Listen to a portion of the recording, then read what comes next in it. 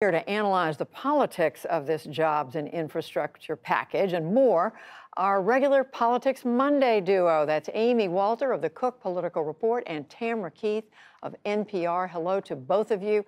Let's just pick up, Tam, where we left off with Lisa. We know it's early in the process. She said a few more months at least, but what does it look like the president faces in terms of getting this through the Congress? It is early yet, and he faces multiple challenges. One is, will he be able to get any Republicans on board? And it seems as though the White House is willing to let that play out, at least for the next month or so. But beyond that, can they keep Democrats together is another question. Some progressive Democrats really wish that they wouldn't split this in two with college affordability and childcare in a second package to come later. Other Democrats, people like Joe Manchin, are concerned about how it would be funded. And so there is a lot for them to figure out, to parse through. But clearly, President Biden said in this meeting, has been signaling he wants to talk, at least for now. And then, though, eventually it could become like the COVID relief package, where they stop talking and just start pushing it through. So, Amy, how do you size up the politics on both sides for this? Yeah, it sure seems likely to me that the White House is trying to redefine bipartisanship, which they've been doing from the very beginning, the administration, which is bipartisanship isn't how many Republicans we have to vote on this. Bipartisanship is how popular is it. And that means that there are Republican voters across the country who may agree with Joe Biden on what he's putting forward. And so it seems more likely than not, this is going to go through on Democratic votes only. And so the question to me is just how popular is this going to be if indeed this is still, as Lisa was talking about, in the early stages, we're not even boiling the water yet for the meal. What does it look like if this goes through in July or August or September? And how much time, if Republicans feel like they aren't part of the decision making, how much time do they have to change the focus, to make this about, as Tam and Lisa both discussed, being too much spending on things that aren't traditionally seen as infrastructure, that it's getting paid for by taxes raised on all kinds of people, even if they say it's only going to be on certain types of people and certain types of businesses. So that's the danger for Democrats going forward. If you're going to make bipartisanship based on how popular it is, if Republicans in Congress don't feel a buy-in, then they're not going to feel particularly open-minded to making this become more popular as we go through the year. So just quickly, Tam, does it look to you as if the two sides are really talking, listening to each other, really talking to each other? Because for the longest time, it felt like we didn't have any of that going on in this city. Yeah, this is a more traditional approach where the White House puts out a proposal and then Congress discusses it, and there are conversations with the White House. So there really are conversations happening. Whether they lead to something is an entirely different question. And President Biden today insisted these talks were not just window dressing.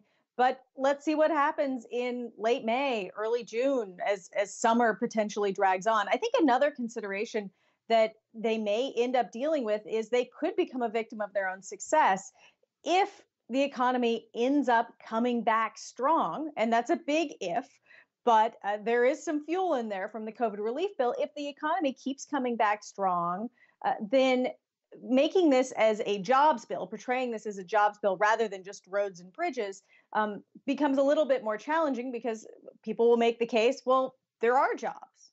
And we are seeing more indications the economy is coming back. The chairman of the Federal Reserve said over the weekend on 60 Minutes, we're going to see a big growth this year. Amy, I want to specifically zero in right now on Republicans. So over the weekend, Republican National Committee, some of their donors got together down in Florida.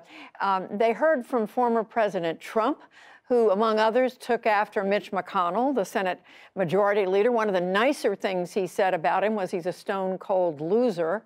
Does this reflect something seriously going on in terms of a division inside the Republican Party, or is this just the surface playing out name-calling?